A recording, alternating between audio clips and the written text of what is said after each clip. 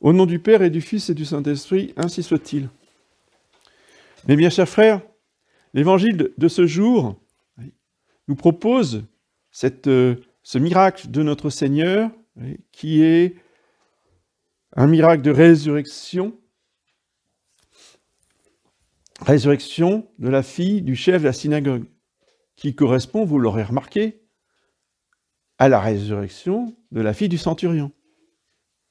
Le Seigneur Jésus admire la foi du centurion, il n'admire pas la foi du chef de la synagogue. Notez-le au passage. Mais il y a le parallèle. Et du côté romain, les choses se passent de façon beaucoup plus sereine, sobre, efficace. Les Juifs, c'est l'Orient. Alors c'est des cris, c'est des pleurs, c'est des démonstrations hystériques. On se couche sur le cercueil, on se dit « Ah, c'est horrible ce qui nous arrive ». Puis on joue de la flûte. Vous voyez, c'est quand même singulier. Je veux dire, nous, on ne fait pas ça. On ne va pas aller jouer de la flûte quand on a un mort dans la maison. Eux, ils faisaient ça. Et donc, notre Seigneur, évidemment, ne supporte pas ça. Et il met tout le monde dehors. Parce que, justement, c'est ce genre de manifestation, de déballage de sentiments qui met les plus grands obstacles à la grâce, au Saint-Esprit, qui empêche de comprendre ou de recevoir les lumières surnaturelles. Parce que tous ces gens-là qui jouaient de la flûte et qui criaient dans tous les sens, c'est marqué dans l'Évangile, un grand tumulte, ça veut dire ce que ça veut dire. Quand notre Seigneur leur dit, cette fille dort, attendez, il est amené par le patron, le chef de la synagogue. Tous les samedis, ils savent que celui-là, c'est le chef de la synagogue. Ils auraient pu au moins respecter, écouter, être surpris, étonné. On ne comprend pas, mais bon, non. Qu'est-ce qu'ils font, tous ces gens bruyants? Ils se moquaient de lui. Vous voyez ? On ne peut rien faire avec des gens qui sont dans le déballage, l'hystérie, les cris, la publicité, tout ce qui est extérieur. Ce sont ceux-là dont se plaint saint Paul. Vous voyez ? Ces mêmes juifs-là qui jouent de la flûte quand il y a un mort, vous voyez, c'est les mêmes qui l'ont poursuivi toute sa vie. Il passait après lui et il détruisait tout ce que saint Paul avait construit. Il critiquait, il luttait contre l'apostolat de saint Paul. Et saint Paul les appelle les judaïsants. C'était ceux qui justement ne voulaient pas lâcher la loi ancienne, qui se disaient catholiques, ils étaient baptisés, ils étaient chrétiens, catholiques, mais en même temps, ils voulaient continuer de respecter et de suivre la loi ancienne. Et ils ont été les persécuteurs de saint Paul jusqu'à la fin. Oui. C'est pour ça que saint Paul, dans son épître, dit « Je vous parle en pleurant de ceux qui se conduisent en ennemis de la croix du Christ, parce que justement, ils sont uniquement dans les choses humaines, sentimentales, et il précise bien, ils ne cherchent qu'à détruire. Ces gens-là ne cherchent qu'à détruire. Il n'y a rien à faire avec eux. Ah oui, mais ils sont tellement sympathiques. Ouais, c'est sûr, il y a de l'ambiance, c'est vrai. Mais on ne construit pas les choses surnaturelles avec ces gens-là. Oui, c'est tout. Vous êtes prévenus. Donc, cette fille du chef de la synagogue, le Seigneur Jésus fait une révélation que la foule ne comprend pas, mais que la famille de cette jeune fille va comprendre. Elle n'est pas morte, elle dort. Les autres se moquent parce qu'ils disent « Attendez, vous avez vu, elle est bleue là, elle est glacée, elle est raide, c'est tous les signes qu'elle est morte. Et l'autre, il nous dit, elle dort. Oui, parce que elle dort, mais elle ne dort pas. Vous voyez, elle est morte, mais elle dort. Ce n'est pas au niveau humain que le Seigneur Jésus parle. Et les apôtres, vous voyez, ont transmis cette vérité de foi. Une fois qu'on est mort, on dort. Et quand on dort, on va où? Et on va dans le dortoir. Et le mot pour désigner le dortoir, c'est quoi? C'est le cimetière. Alors ça, on a oublié aujourd'hui, parce qu'on ne connaît plus les langues anciennes. Et cimetière, ça veut dire dortoir. Précisément. Donc, c'est les gens qui sont dans le cimetière, ils dorment pour Jésus-Christ, mais ils sont morts pour la médecine. D'accord. Mais comme ils dorment, ils vont se réveiller. Et quand ils vont se réveiller, comment ils vont faire? Ils vont se dresser sur leur séant. Oui. Donc, pour bien manifester que on croit dans le réveil de ceux qui dorment, les premiers chrétiens enterraient leurs morts face à l'est, pour que quand ils vont se relever, eh bien, ils regardent vers l'est. Pourquoi? Parce que vers l'est va arriver notre Seigneur Jésus-Christ avec sa croix pour juger le monde. Ce sont les anges, au moment de l'association à l'ascension, qui disent aux apôtres, comme il est parti, vous le verrez revenir. Et comme il est parti vers l'est, il reviendra de l'est. C'est pour ça que vous me regardez. Parce que la chapelle est orientée vers l'est. Orientée, ça veut dire quoi? Tournée vers l'Orient. Et l'Orient, c'est l'est. Donc toutes les chapelles, les églises d'autrefois étaient toutes tournées vers l'est. Et pas seulement. Ça va encore plus loin. Cette foi se concrétise que quand on est dans la nature, en dehors de l'église, quand on se met à prier, on ne prie pas n'importe comment. Avant de prier, on se tourne vers l'est. Vous voyez? Voilà. Les premiers chrétiens faisaient tous ça. On dit son chapelet, enfin, pas sauf si on marche et qu'on se déplace, mais si on est sur place, si on dit l'Angélus sur place, par exemple, on se tourne vers l'est. C'est un acte de foi. Non pas dans le soleil, on est d'accord. Hein. Le paganisme, oui, adorait le soleil, donc il se tournait vers le soleil. Mais nous, on ne se tourne pas vers le soleil, parce que si le soleil est plein sud, on va se tourner vers l'est, pas vers le soleil. Oui.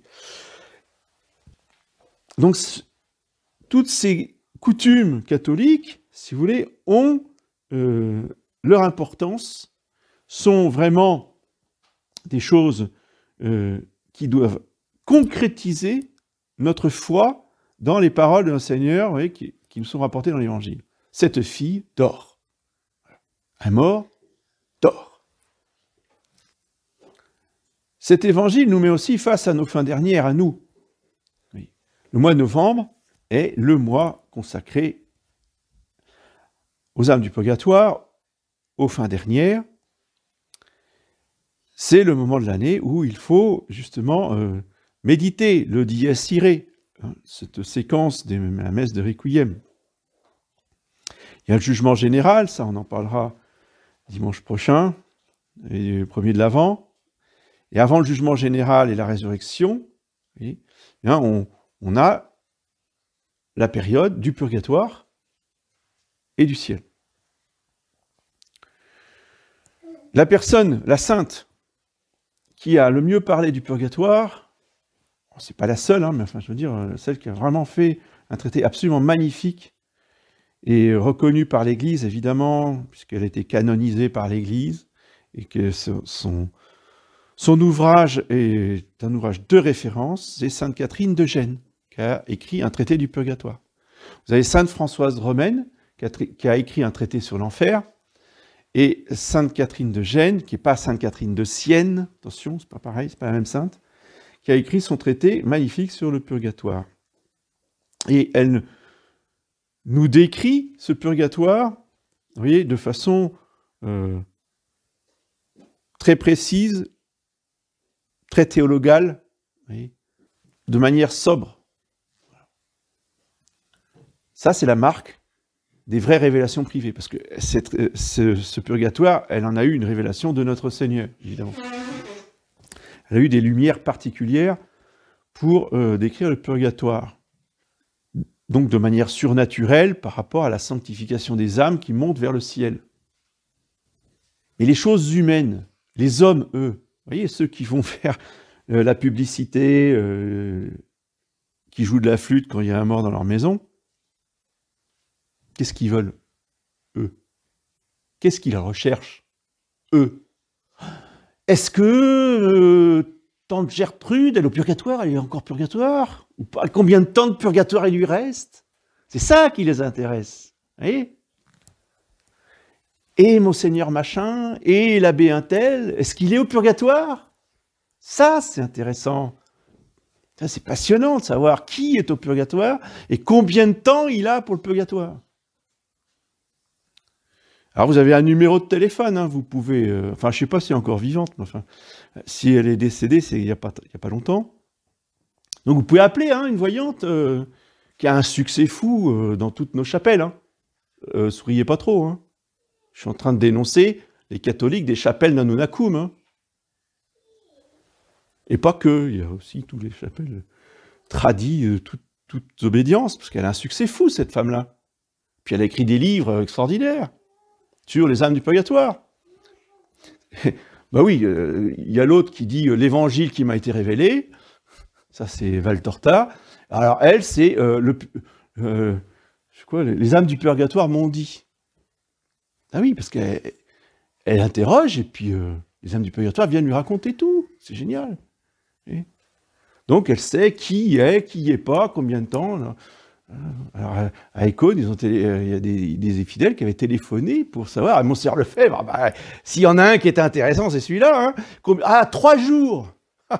Il est resté 3 jours. Et puis alors, tout le monde était enchanté. Châtiment terrible. Parce que le pauvre Monseigneur Lefebvre, avec ce qu'il a fait, il a peut-être pour un siècle ou 2 au purgatoire. Et tous ces gens-là, et tous ces fils spirituels, on ne prie plus. Il n'y a plus besoin de prier pour lui. Non, on prie Monseigneur Lefebvre, Saint Monseigneur Lefebvre, qui prie pour nous au ciel. D'accord, mais il a peut-être besoin encore plus de nos prières pour raccourcir son purgatoire. Vous voyez? Ça, c'est le châtiment. Des gens qui ne comprennent rien aux choses de la foi. Alors cette femme, je vous le dis, elle s'appelle Maria Sima. Très connue, très célèbre, c'est une star. Et partout sur YouTube, voilà, vous avez des centaines de vidéos sur Maria Sima. Ce qui ne veut pas dire non plus qu'elle ne dit pas des choses très bien sur les âmes du purgatoire. Mais c'est toujours comme ça avec le démon, les fausses mystiques. Hein. On mélange tout, on mélange le vrai, on mélange le faux, et on entraîne les âmes très loin de la vertu de foi. Donc que dit Sainte Catherine de Gênes, elle, sur le purgatoire? Eh bien, elle nous explique qu'il y a 3 niveaux dans le purgatoire. Ouais, et pourquoi pas 6? Pourquoi pas 7? Hein, il y a bien 7 sacrements, eh bien 7 vertus, eh bien 7 dons, alors pourquoi pas 7 purgatoires? Parce que 7, c'est pour la sanctification sur terre. Là, on n'est plus sur terre. 7, c'est pour la sanctification de l'âme et du corps. Il n'y a pas de corps au purgatoire. Et il n'y aura jamais de corps au purgatoire. Notez-le. Les corps ne seront qu'au ciel. Les corps ne passeront jamais dans le purgatoire. Donc, on est avec Dieu seul et une âme purement spirituelle. Donc, on n'est pas dans le 7, on est dans le 3. Pourquoi 3? Parce qu'il y a un premier niveau qui est l'enfer, sans l'éternité. Donc, c'est pas l'enfer, ça n'a rien à voir. Si vous voulez, parce que le propre de l'enfer, c'est pas les souffrances, c'est pas le feu, c'est pas les tortures. Ça, ce sont des hors-d'œuvre. Ce qui fait l'enfer, c'est la séparation éternelle d'avec Dieu. C'est ça l'enfer, formellement. Donc, évidemment, les âmes du purgatoire n'ont pas cette peine du dent, mais par contre, tout le reste, elles ont. Elles sont tourmentées par le démon, elles ont elles ont la conviction intime qu'elles seront rejetées éternellement de Dieu. Oui, et ça, c'est une impression, c'est une souffrance, une torture. Mais ce n'est pas la réalité. Et elles le savent. C'est-à-dire qu'elles subissent en sachant que ce n'est pas vrai. Mais elles ne peuvent pas ne pas subir cette peine maximale, voyez, comme si c'était l'enfer. Ça, c'est pour les pécheurs, si vous voulez, qui n'ont rien fait sur la terre. Ouais. Voilà. Je prends un cas extrême, hein, quelqu'un qui a été baptisé par ses parents, bébé, et puis voilà, point, c'est tout. La seule chose catholique de sa vie, c'est ça.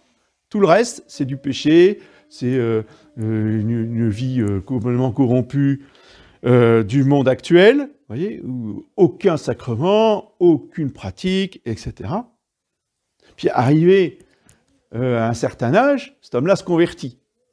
Donc il retrouve la foi, il retrouve les sacrements, il met de l'ordre dans sa vie, enfin bref, il devient vraiment un bon chrétien, et il meurt, rentre chez lui, tire dans la voiture, terminé. Il n'a pas eu le temps de faire quoi que ce soit pour se sanctifier. Mais par contre, il a eu tous ses péchés pardonnés. Qu'est-ce qui se passe pour cet homme-là? Ben justement, pour lui, il va devoir tout faire après la mort, dans le purgatoire. Donc, toute la purification est commencée par le niveau 1. Et ce que nous explique Sainte Catherine de Gênes, c'est que, au fur et à mesure que les souffrances et le feu détruisent les conséquences du péché, vous voyez, cette âme, eh bien, se purifie et devient plus légère. Donc, comme elle devient plus légère, ben, elle monte. Et elle arrive au deuxième niveau.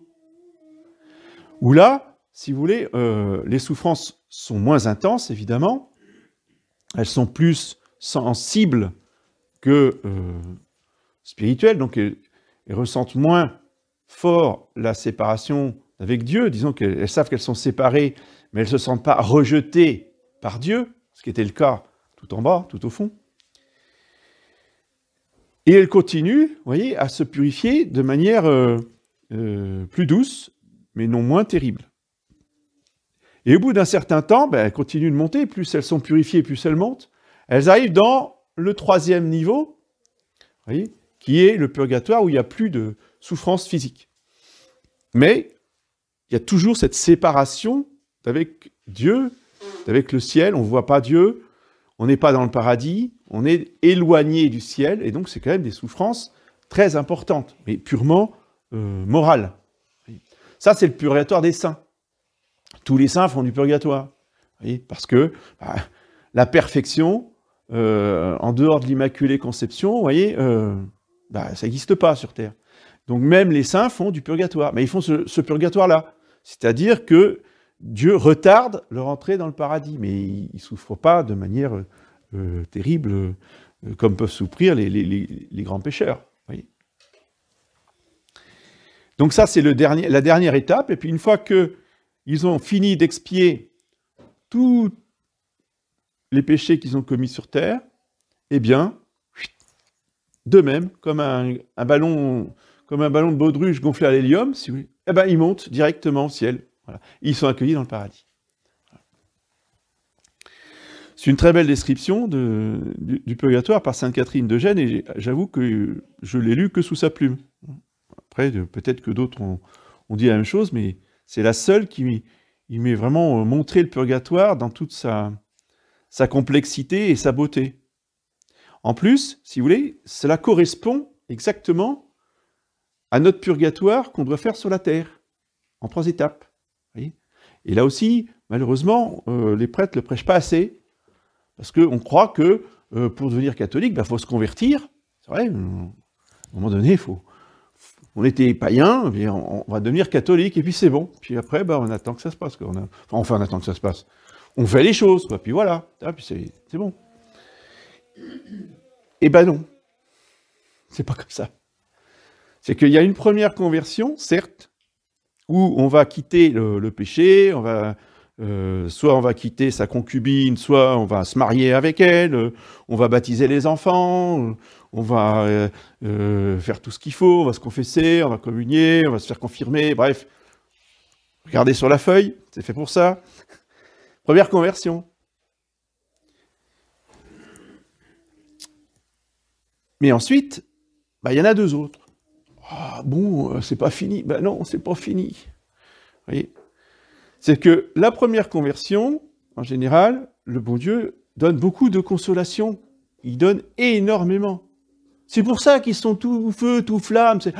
C'est formidable, la religion catholique, c'est tellement... Bah oui, c'est vrai, quand on arrive du monde extérieur, où il y a la haine, la jalousie, les horreurs qu'on voit, c'est sûr que nous, c'est le paradis. Je suis d'accord, hein.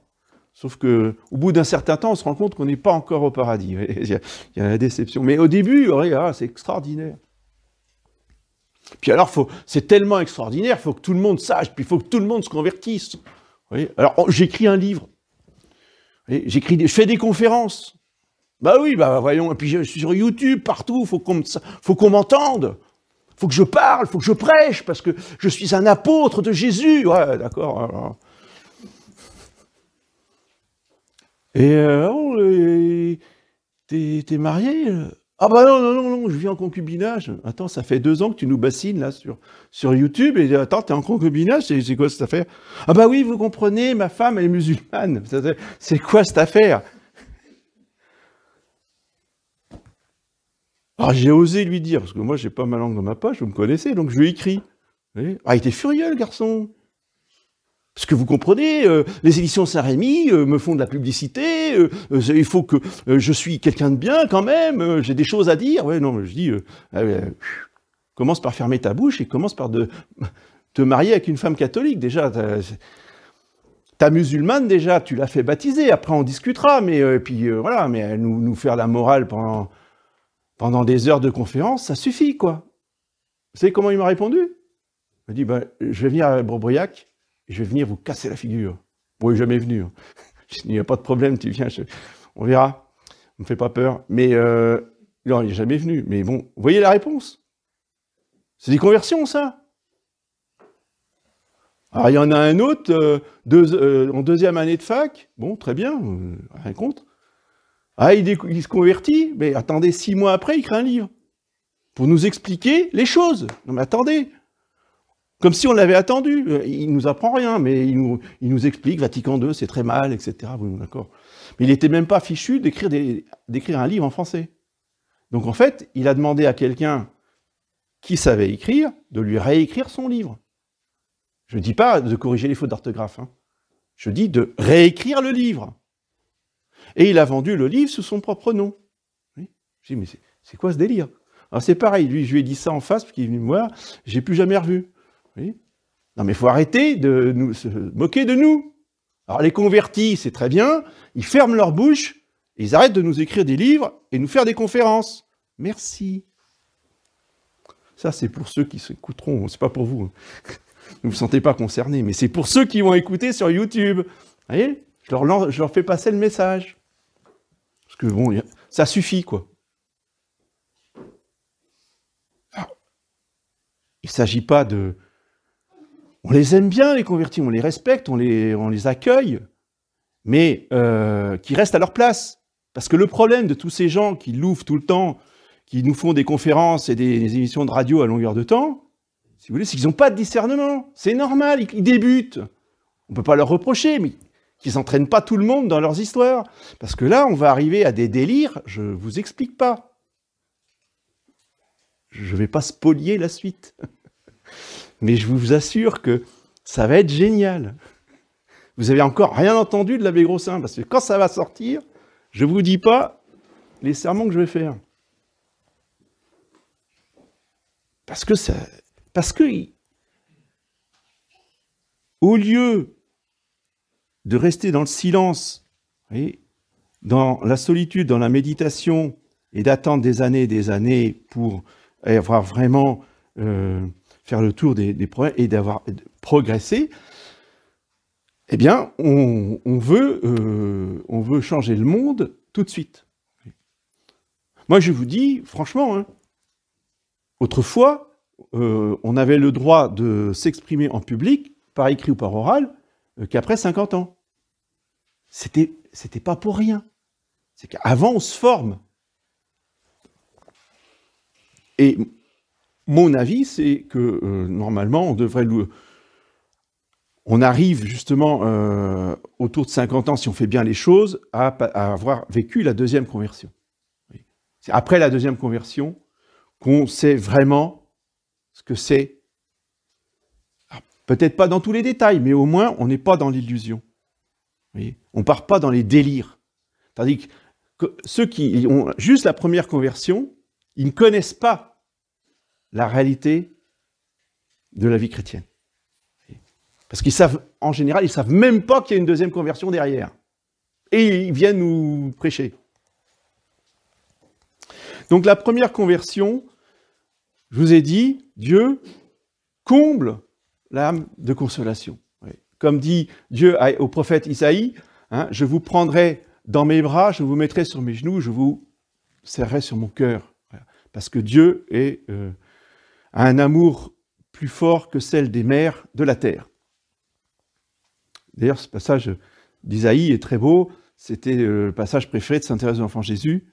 Ça doit être vraiment un leitmotiv qu'on ne doit jamais oublier. Il faut graver ça dans sa mémoire, surtout quand on est dans les épreuves. D'accord. Donc, Dieu dit, hein, c'était bien. Hein. C'est pour ça que tu es tout feu, tout flamme, parce que forcément, je te donne tout, c'est facile. Bon, alors maintenant, c'est ton tour. Oui. Maintenant, ton tour. C'est aussi dans Sainte Thérèse de l'Enfant Jésus, dans les manuscrits. Hein, Jésus qui dit, bah, maintenant, à ton tour. Ton tour de quoi? Attendez, qu'est-ce qui se passe là? Ben, je t'ai tout donné. Ben, maintenant, c'est toi qui vas tout me donner. Alors, pour que tu me donnes tout, ben, je prends tout. Ah ouais, alors là, c'est plus pareil, parce que quand même, non, c'était pas prévu, ça. Quoi, je dois tout donner. Non, bah, un petit peu, oui, je fais des sacrifices, quand même. Je fais des carèmes, vous voulez plus? Attends, t'as pas compris, je répète. Tu me donnes tout. Quand je dis, quand c'est tout, c'est pas beaucoup. Ah, parce que beaucoup, ça suffit pas. Non, beaucoup, ça suffit pas. C'est tout. Et la deuxième conversion, Dieu, il retire tout. Vous voyez? C'est Job. Il disait Job. Plus d'enfants. Plus de troupeaux. Plus de biens. Plus de maisons. Plus de santé. Une plaie de la tête jusqu'aux plantes des pieds. En plus, plus de femmes. Enfin, plus de femmes, ça aurait été bien, mais non, elle était toujours là. Pour se moquer de lui, pour dire, ah, t'as péché, tu vois, t'es damné, tu vas en faire. Tous les amis lui tournent le dos, sauf 3, mais il aurait pu s'en passer, parce que lui, eux, c'est pareil, ils en remettent une couche. Non, mais t'as vu, si t'arrives ça, c'est que qu'est-ce que t'as fait comme péché mortel encore? Hein? Vous imaginez, le pauvre Job. Ah, deuxième conversion. Ah ouais. Ça veut dire, Dieu nous dit, est-ce que tu m'aimes plus que tout? Donc, je t'enlève tout. Plus de travail, on se retrouve au chômage. Plus d'amis, les amis ils tournent le dos, ouais, intégristes, fascistes. On a connu ça. Hein. Et encore les amis, mais quand c'est les parents, quand c'est le frère, quand c'est la sœur, quand c'est la femme, quand c'est les enfants, là, on arrive à des degrés de souffrance terribles. Tu m'aimes plus qu'eux ou pas? Celui qui aime son père, sa mère, son frère, sa sœur plus que moi, dit Jésus dans l'Évangile, n'est pas digne de moi. C'est pour ça qu'il y en a beaucoup qui partent. Il faut être prêt à tout abandonner pour Jésus. Voilà. Donc, deuxième conversion. Et quand on a accepté de tout perdre, comme pour Job, Dieu rend, mais il ne rend pas la même chose. Oui, ça, c'est nous, ça. Au centime près. Toi, tu m'as prêté 20 €, je vais te donner 20 €. Pas un centime de plus. Ça. Tu te rends compte, hein, 5 centimes, non, c'est 5 centimes. Non, mais je l'ai entendu. Le pire, c'est que ça a l'air d'une blague. C'est pas une blague. Je vous retranscris ce que j'ai entendu. Ça, c'est les hommes, ça. Dieu n'est pas comme ça. On lui a donné 20 € et lui, il nous en rend 100. C'est comme ça. C'est la générosité. L'avarice, c'est le diable. La générosité, c'est Dieu. Et Dieu, il ne compte pas. Il donne généreusement. Donc, tout ce qu'on lui a donné, qui nous a fait tant souffrir à la deuxième conversion, vous dire, il nous rend au centuple. Mais il faut y croire. Parce que quand on saute dans le vide, c'est le vide, il n'y a rien. Vous voyez ? Et je peux vous témoigner, puisque vous êtes là, que vous voyez un petit peu comment fonctionne la chapelle, qui est toute modeste, et voilà, mais je veux dire, au départ, je ne pouvais pas imaginer une seconde que j'aurais cette chapelle. Quand j'étais devant mon cervelet, je me suis retrouvé à la rue. D'accord ? J'avais mes cartons et mes valises, et puis c'est tout. Bon, heureusement que papa et maman étaient là. Je me disais, bon, j'ai quand même un appartement où aller, quelque part, je sais pas, sous les ponts, mais un prêtre, il vit pas chez ses parents. D'accord ? C'est pas pour ça que j'ai pas été jusqu'au bout des convictions. J'ai sauté dans le vide, et puis je dis, on verra bien, le bon Dieu s'arrangera. Et de fait, il m'a rendu 100 fois, voire même plus que 100 fois, ce que j'ai perdu quand j'étais à la fraternité. Des collègues, des confrères, prêtres, qui étaient d'accord avec moi, avec qui j'avais des conversations téléphoniques, qui me disaient, on est tout à fait d'accord avec vous, j'ai pas de problème. Le jour où il a fallu faire le pas avec le supérieur, mais il n'y avait personne. Et je leur dis, mais pourquoi vous ne suivez pas ? Ah, mais vous comprenez, qu'est-ce qu'on va devenir ? Non, ça... c'est pas possible, quoi. On n'aura plus rien, quoi. Je dis, bah oui, on n'aura plus rien, mais vous croyez que par le bon Dieu, il va assurer la suite.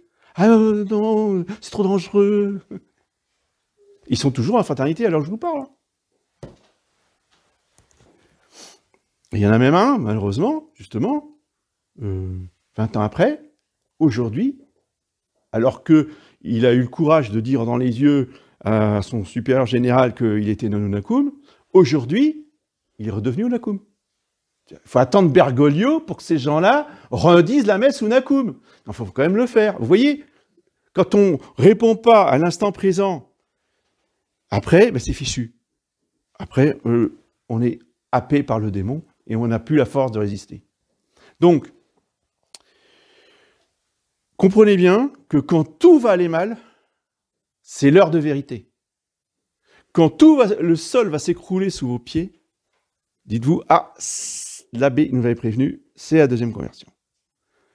Et là, il ne faut rien lâcher, quoi qu'il arrive. Parce que, bon, ça ne dure pas. Oui, c'est sûr, la période de chômage, c'est jamais quelque chose d'agréable, on est d'accord. Surtout quand, par-dessus le marché, vous avez la voiture qui vous lâche. Évidemment, ça arrive juste au moment où on n'a pas d'argent, voyez, etc., etc. C'est l'heure de vérité. Comment nous allons réagir pour tout donner à Dieu et lui faire confiance. Et une fois qu'on aura passé l'épreuve, le bon Dieu nous rendra beaucoup plus encore. Voyez. Alors tout va bien. Et puis c'est bon. Ben non, c'est pas bon. Il y en a une troisième derrière. Elle est pire que la deuxième. À chaque fois, on monte d'un cran. La deuxième, on perd tout. Vous avez compris. Bon, la troisième, on perd Dieu. Et là encore, il y en a qui n'ont pas vu la vie chrétienne comme ça. Je ne me suis pas fait chrétien pour devenir athée. Parce que j'ai quitté le monde de l'athéisme et dehors. Ça fait 30 ans que j'essaye de me sanctifier, que je fais ma méditation, que je fais ma retraite tous les ans, que je fais tout ce qu'il faut, les premiers samedis du mois, le chapelet tous les jours, même le rosaire. Et maintenant, je ne crois plus en Dieu. On ne m'avait pas prévenu. C'est ça le problème. C'est qu'on ne vous prévient pas. La vie chrétienne, c'est pour aboutir dans quoi ? Dans l'athéisme. Ah bah oui, c'est pas prévu, ça.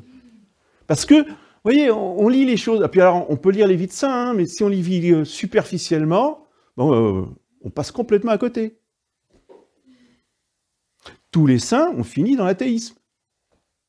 les grands mystiques, voilà. Sainte Thérèse d'Avila, quand je regarde le ciel, je me dis, c'est impossible qu'il y ait un Dieu qui habite ce ciel. Sainte Thérèse d'Avila. Sainte Thérèse de l'Enfant Jésus, c'est dans les manuscrits autobiographiques, hein, elle dit qu'elle vit l'état d'âme des athées. Et dans son âme, elle a tous les sentiments des gens qui sont athées. Donc pour elle, Dieu ne peut pas exister. Et ça, bien sûr, c'est en fin de parcours, c'est à la fin de sa vie. Oui. Parce que ça, c'est la troisième conversion. Saint Vincent de Paul, hein, le grand apôtre de la charité, qui n'a strictement rien à voir avec Monsieur Vincent. Monsieur Vincent, c'est justement les gens qui voient que les choses humaines. Vous voyez, c'est ceux qui jouent de la flûte quand il y a un mort dans leur maison. Le cinéma des années 50, c'est complètement à côté des choses. C'est juste, c'est un abbé Pierre pour le film, Monsieur Vincent. Saint Vincent de Paul, c'était autre chose. Ça n'avait rien à voir. C'est-à-dire qu'il y a... oui, il s'occupait des pauvres, mais ce qu'on ne vous montre pas dans le cinéma, c'est la sainteté intérieure de Monsieur Vincent, de Saint Vincent de Paul. Et lui, donc, pareil, sur la fin de sa vie, ne croyait plus en Dieu. Normal.